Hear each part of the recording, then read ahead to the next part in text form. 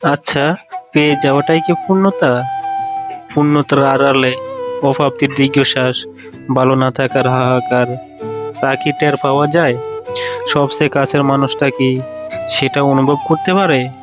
ওই যে গানের ওই লাইনটার মতো, তুমি কি সেই পূর্ণতা? আমার অনুভবে পেয়ে যাওয়ার পর যে গভীর অনুভব বদলে যায়, অনুভূতিতে মরচে ধরে, অবহেলার বন্দি ফাঁকির মতো হাহাকারে বিলীন হয়ে যায় ভালো থাকার সুখ, সেই কি পূর্ণতা? নাকি আমাদের ভীষণ শখের ভালোবাসা?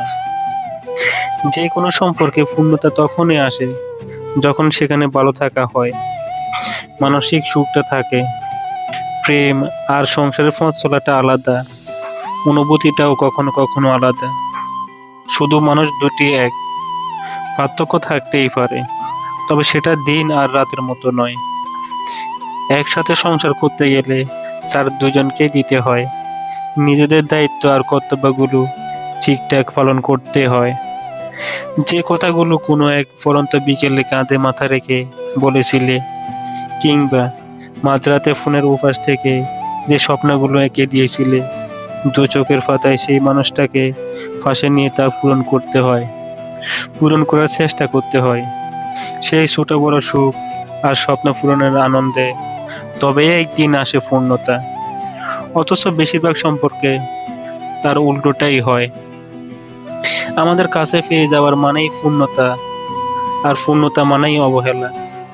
কারণ আমি ধরে নিয়েছি আমি তাকে পেয়ে গেছি, এবার তবে ভালোবাসার বিনিময়ে ছুঁড়ে মারতেই পারি পাল্টা অবহেলা। স্বপ্নের মানুষের সাথে পথ চলা আর ভালোবাসার সুখ যেন অধরাই রয়ে যায়। তাতে কি তুমি সেই পূর্ণতা? আমার অনুভবে পেয়ে যাওয়া মানেই পূর্ণতা নয়। পূর্ণতা আসে ভালো থাকায়, ভালো রাখতে পারায়, কিংবা কেউ ভালো রাখতে তার সর্বোচ্চ চেষ্টা করে যাচ্ছে, সেই চেষ্টাটুকুর প্রতি বিনম্র শ্রদ্ধা এবং সহযোগী হয়ে পাশে থেকে যাওয়ায়। স্বপ্নের পৃথিবীতে শখের মানুষটার সাথে ভালো থাকাটাই সবচেয়ে বড় পূর্ণতা, সবচেয়ে বড় প্রেম, সবচেয়ে গভীরতম অনুভূতি।